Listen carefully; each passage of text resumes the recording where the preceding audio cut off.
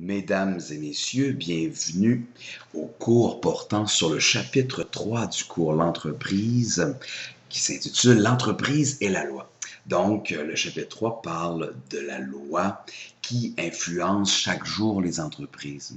On a déjà vu dans le chapitre 2 l'analyse de l'environnement externe qui est le PEST.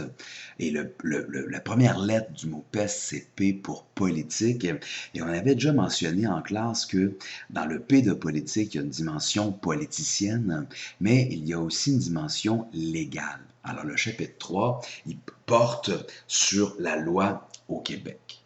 C'est fondamental, la loi.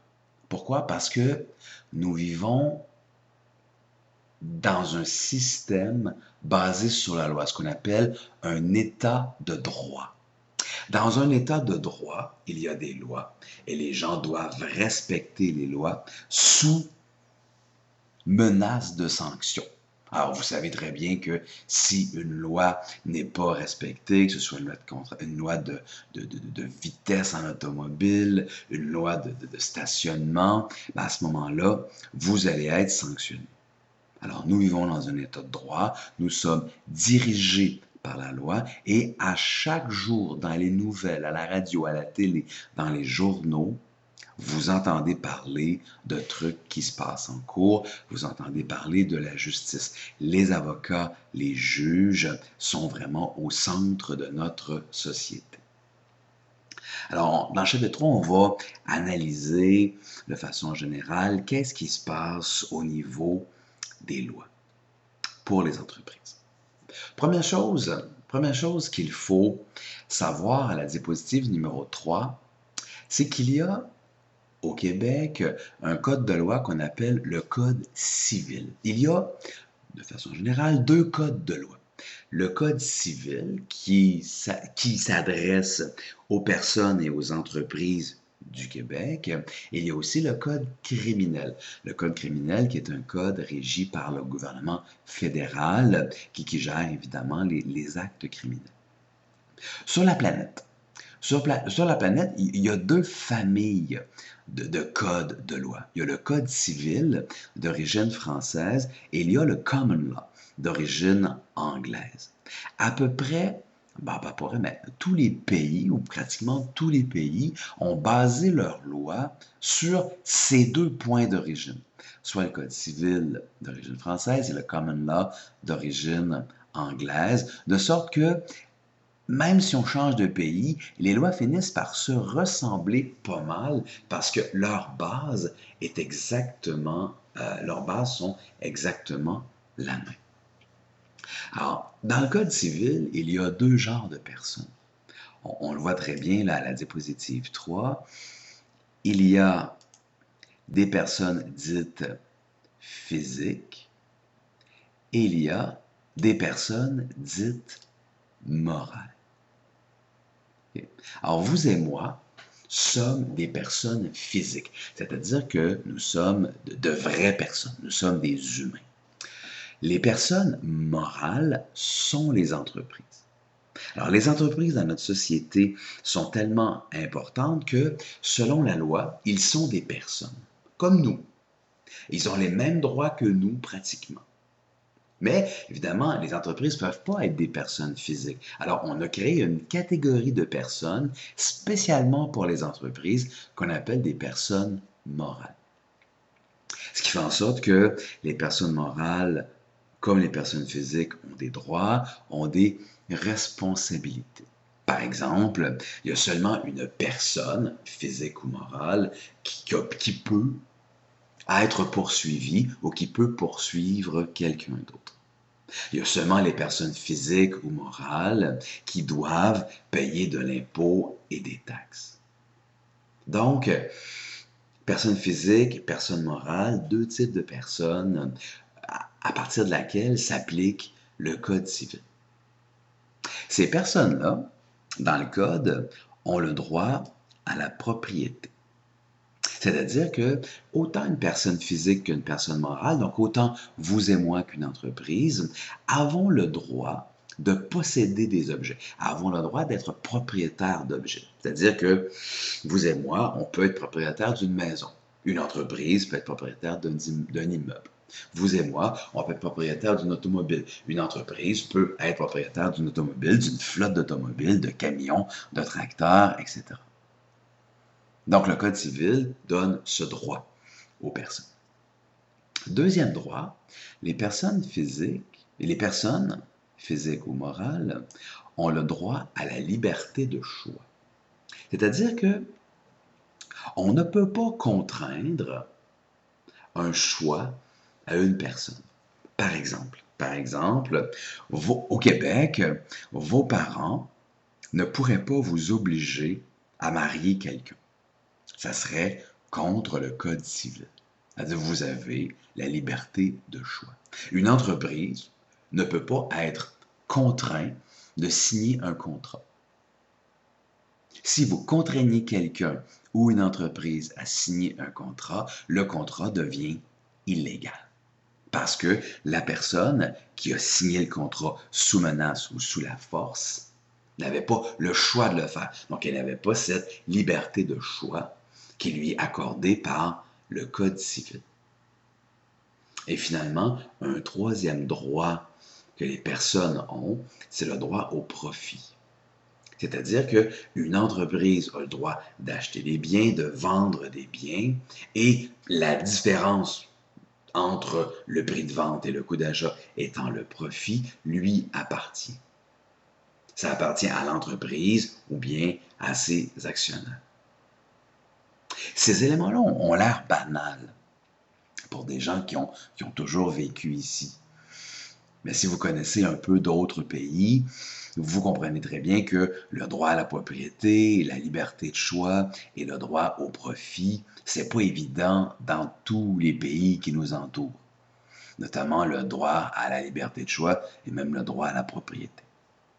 Donc, le Code civil nous accorde, à nous les personnes, ces trois droits de base qui permettent en même temps aux entreprises d'acheter des biens, d'en devenir propriétaires, de faire des choix de gestion de l'entreprise et de faire du profit pour pouvoir avoir de l'argent. Les personnes morales, comme on voit ici en bas, ont été créées pour donner une existence juridique aux entreprises. Donc, les entreprises, comme vous et moi, ont une vraie existence juridique.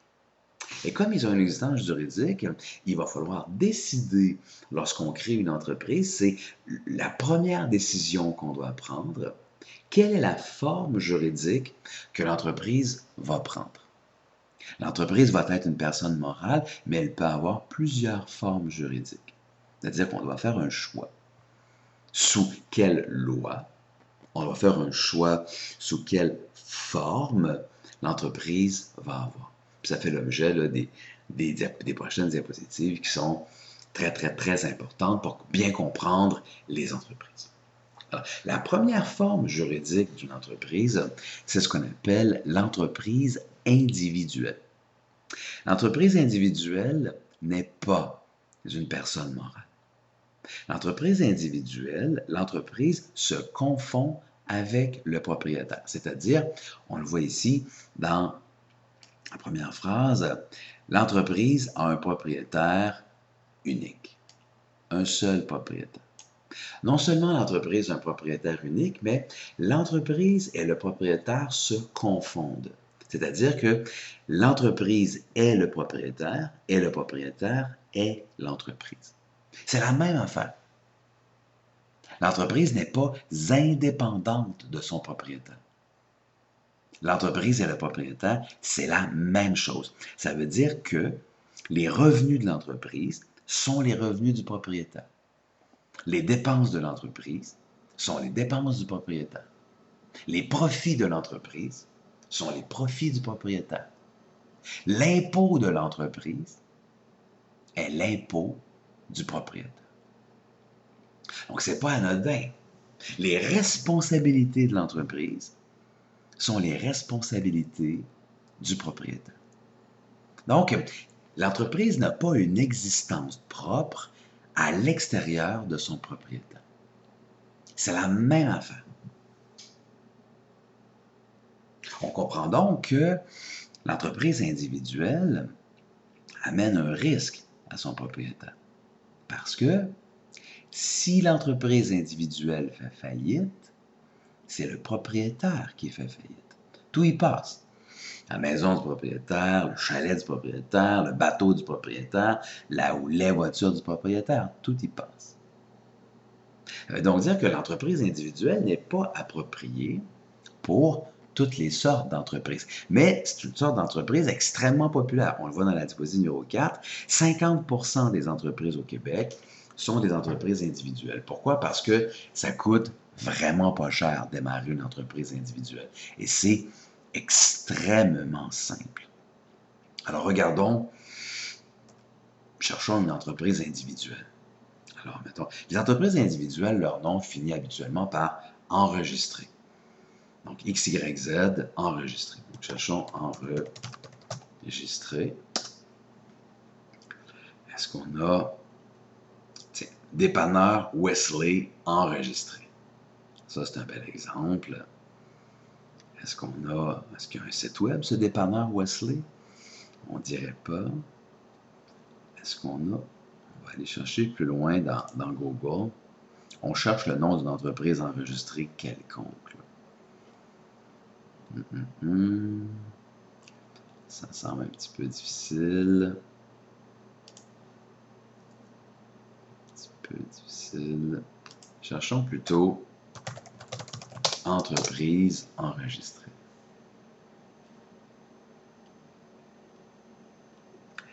Alors, qu'est-ce qu'on a? Allons par ici.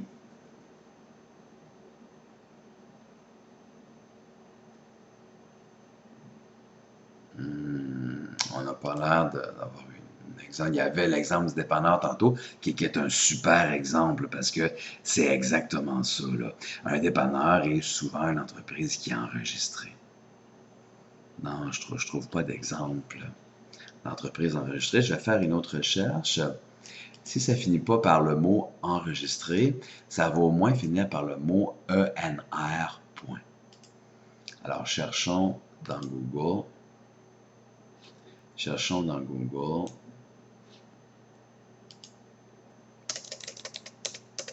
ENR. Point. Et voilà, on en trouve plein. Donc, pneu option enregistré. On laisse un petit peu.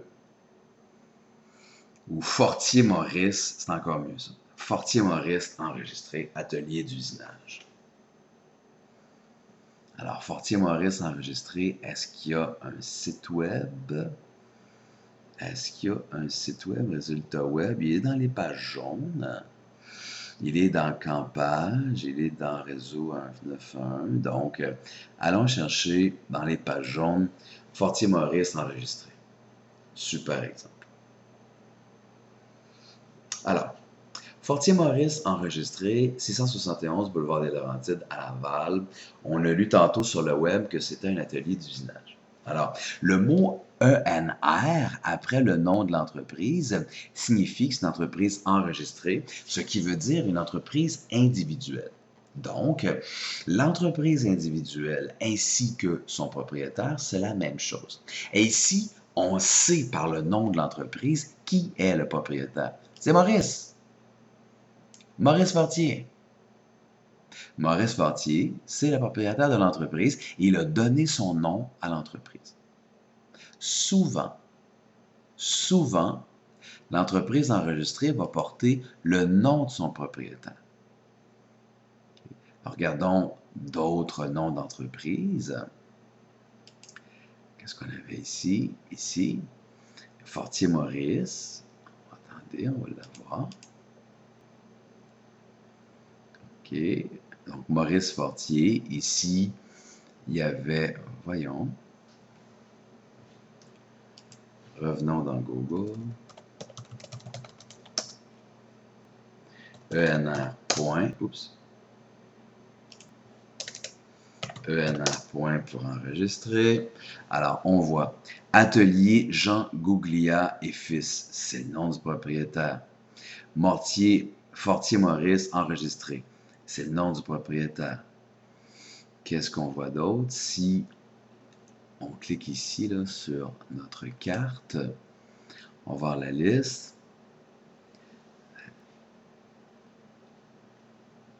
Impôt Mario enregistré. On descend. Voilà, on l'a bien là maintenant. Garage P-Drapeau automobile enregistré. Ferme Serge Nadon enregistré.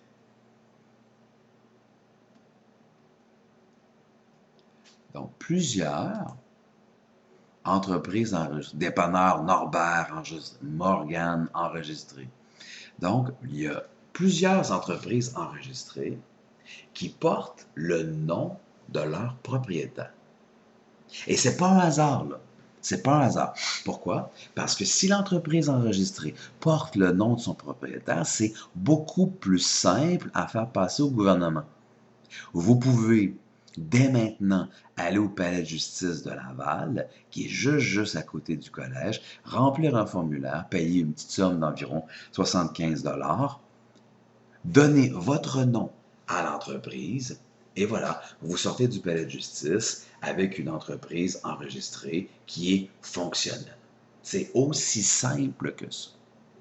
Vous avez remarqué aussi que, coudonc, c'est pas toutes les entreprises qui sont enregistrées qui portent leur nom de leur propriétaire. On sait ici Vitrerite Bellevue, Trophée Victoire enregistré, Méga Auto enregistré. Ici, qu'est-ce qu'on a? Résidence Plouf, c'est le nom d'une personne. Taxidermie Safari enregistré. Ici, Contrôle RL enregistré. Donc, on voit que ces noms-là, ce n'est pas des noms de personnes. Donc, on peut aussi donner un autre nom à notre entreprise enregistrée. Un nom qu'on désire donner. Et là, on le voit bien ici. C'est bien marqué dans le dernier point. C'est que si l'entreprise porte un autre nom que celui de son propriétaire, il faut obtenir un numéro d'entreprise du Québec. Donc, si vous démarrez une entreprise individuelle et que vous lui donnez votre nom, pas de problème, c'est accepté d'office, peu importe votre nom. Si c'est votre vrai nom, évidemment. Si vous voulez donner à votre entreprise individuelle un autre nom que votre propre nom, vous devez demander la permission au gouvernement. Pour une raison très simple, c'est pour qu'il n'y ait pas deux entreprises qui portent le même nom.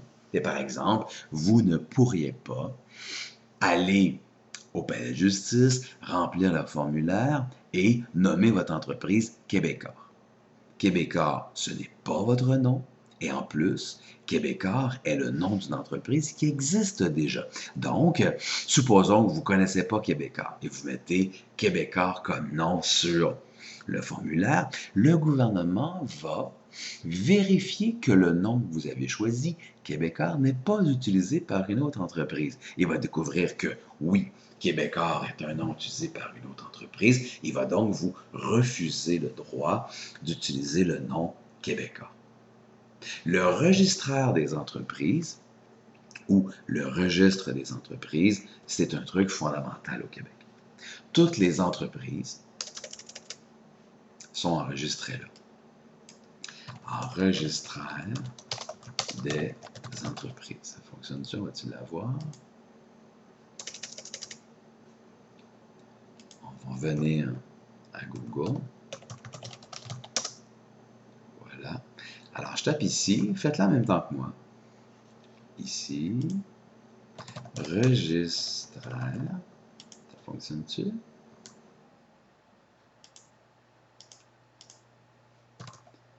Il semblerait y avoir un problème avec mon clavier. Ou avec Google. Je recommence. Google. On embarque dans Google. Oups, je suis toujours là. On embarque ici. Que se passe-t-il? Alors, j'embarque dans Google. Je vais fermer ça. et je vais le réouvrir. Je réouvre Internet.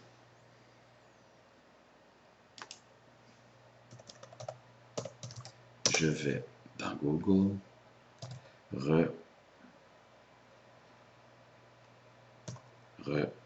registraire des entreprises.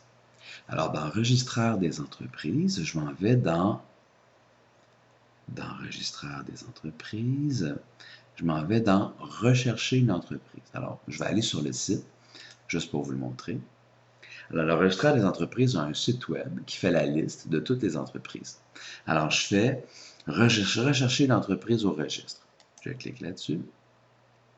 J'arrive là et je peux faire une recherche. Donc, cherchons Québécois. Je cherche.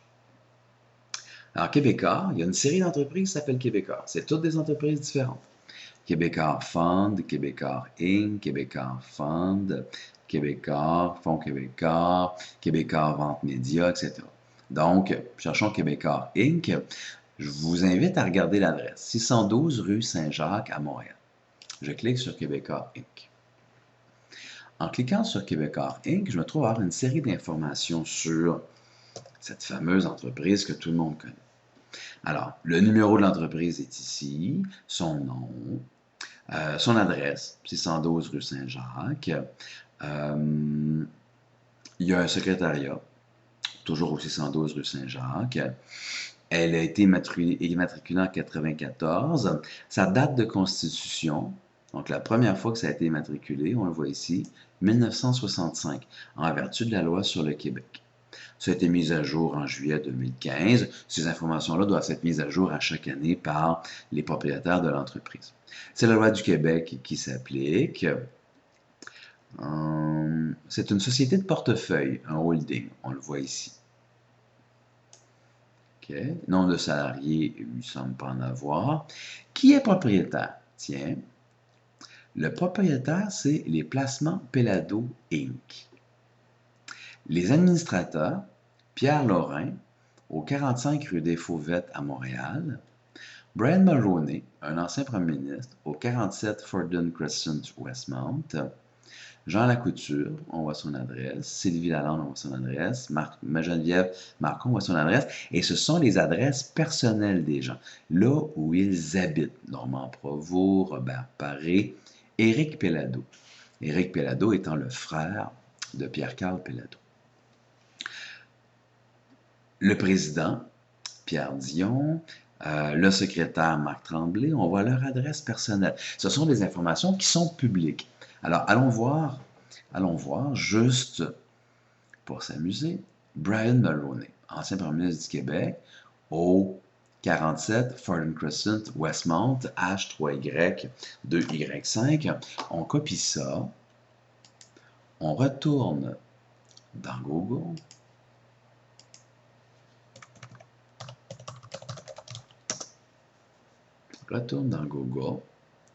et là, je tape l'adresse qui m'intéresse. Je ne l'ai pas copié, je vais recommencer. Je copie. Je retourne dans Google. Ah, il semble me faire quelques problèmes. Allons dans Yahoo.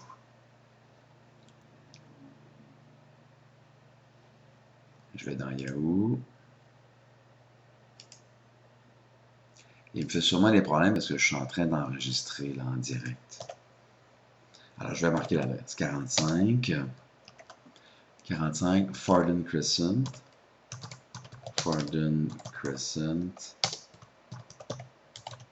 Westmount. H3Y 2Y5. H3Y 2Y5.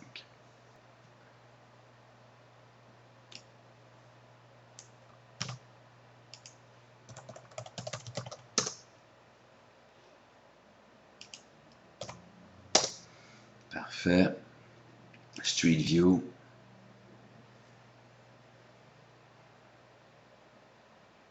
Ça s'en vient.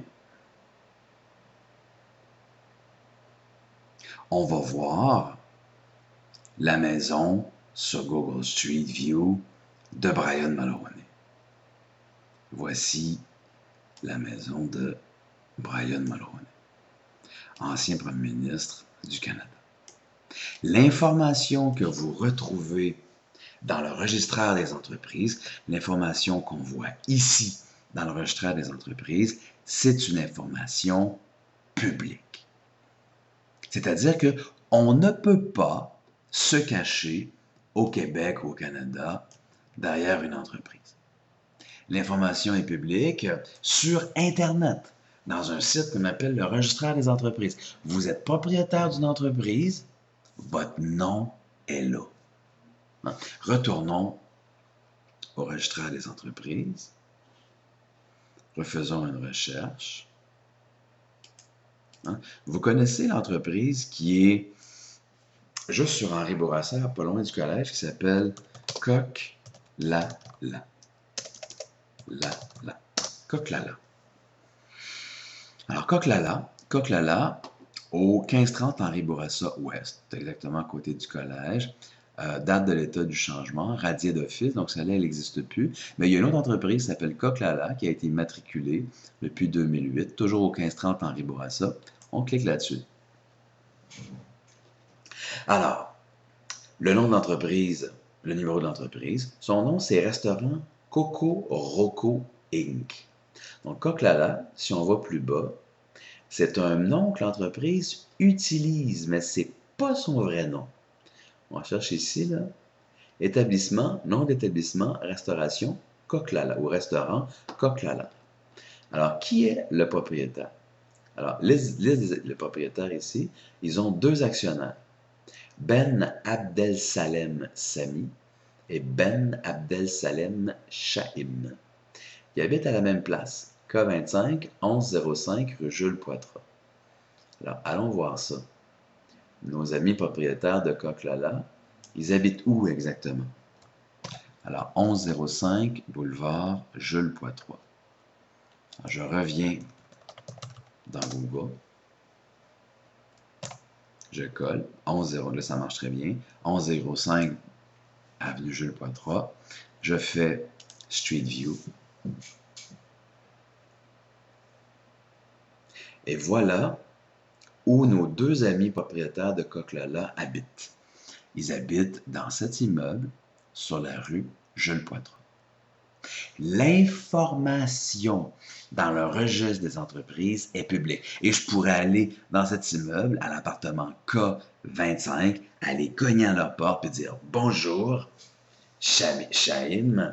Bonjour, Sami.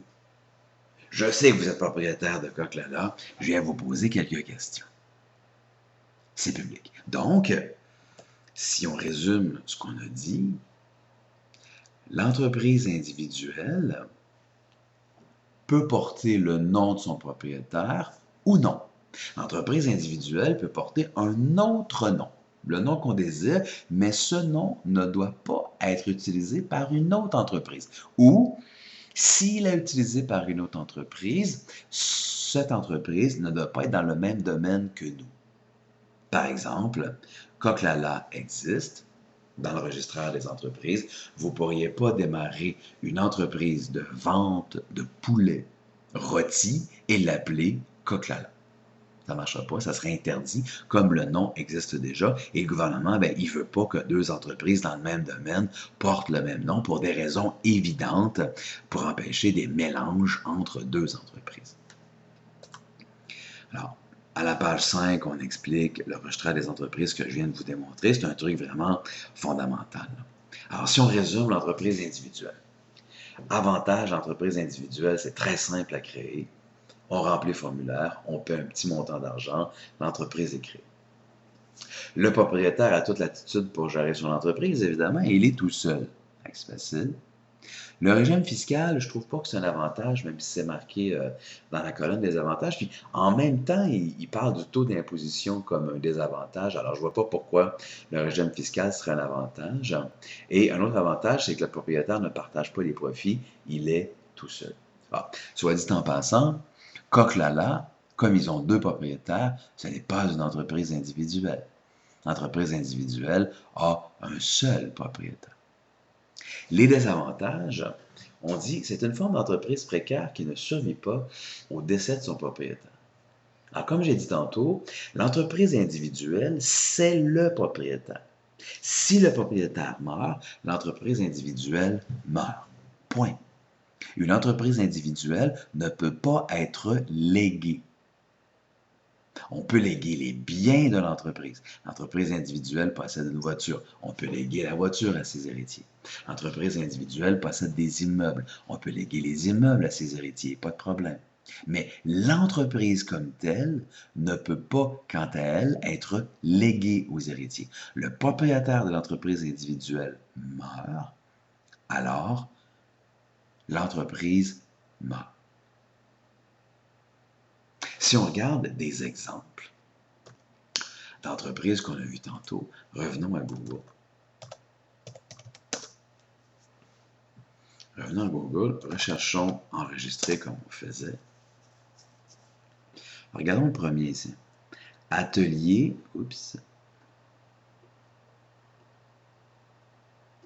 ici.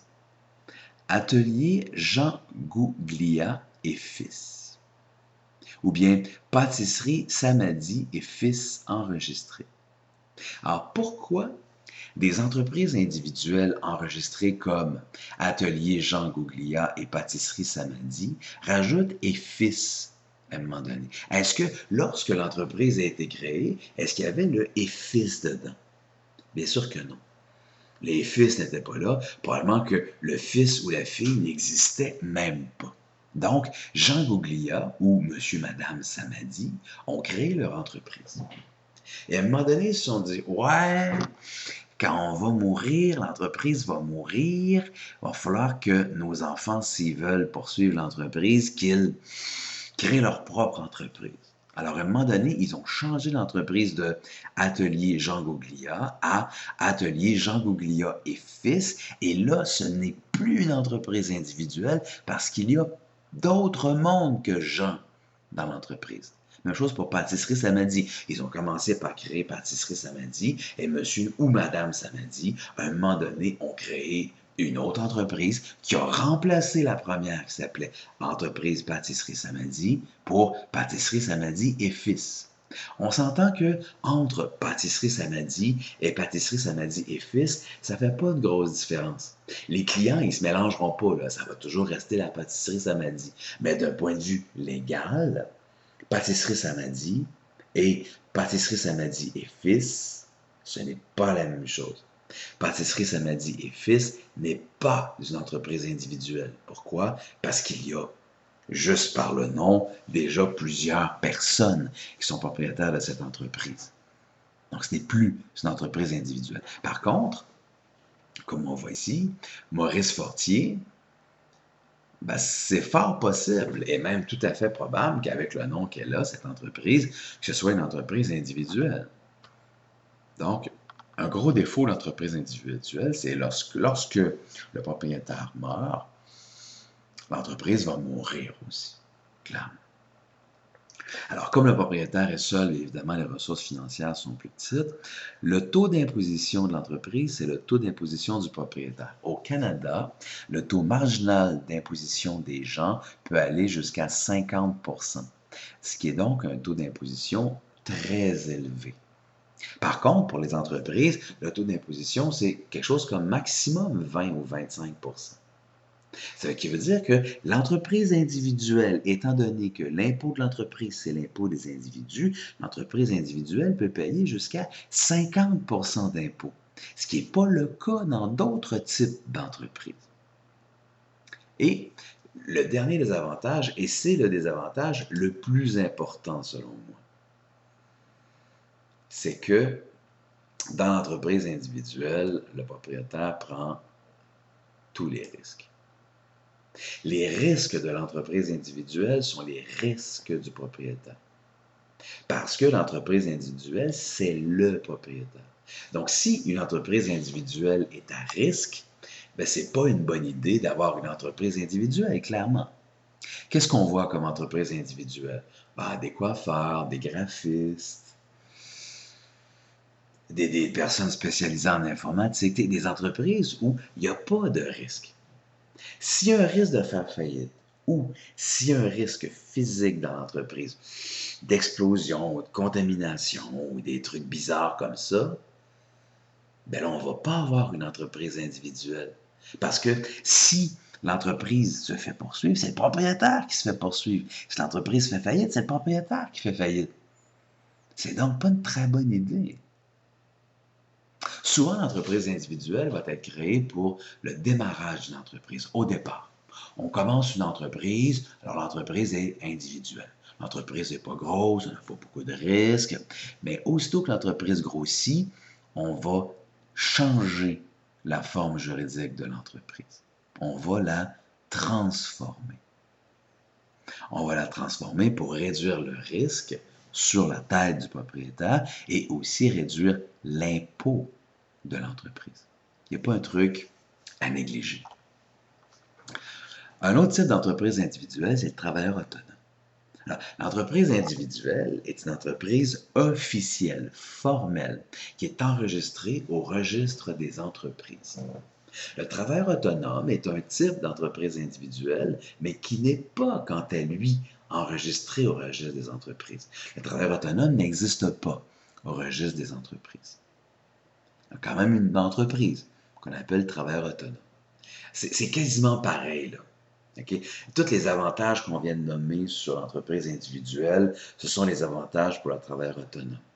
Tous les avantages, tous les désavantages qu'on a nommés pour l'entreprise individuelle sont les mêmes désavantages pour le travailleur autonome. La seule différence, c'est que l'entreprise individuelle, elle est enregistrée au gouvernement auprès du registraire. Ça fait quoi comme différence, ça? Bien, ça fait que les gens, normalement, les clients vont avoir plus confiance à une entreprise qui est enregistrée. Ça fait plus sérieux. Et surtout, si vous ne donnez pas votre nom à l'entreprise et vous prenez un vrai nom d'entreprise, bien, ça fait encore plus sérieux. OK? Donc, c'est quasiment pareil, là. C'est juste la portion d'enregistrement qui n'est pas là, mais tout le reste, c'est pareil. Le taux d'impôt, la responsabilité, le risque, c'est identique. Alors, ceci termine la section sur l'entreprise individuelle. Je vous invite à écouter le deuxième vidéo qui va porter sur les sociétés.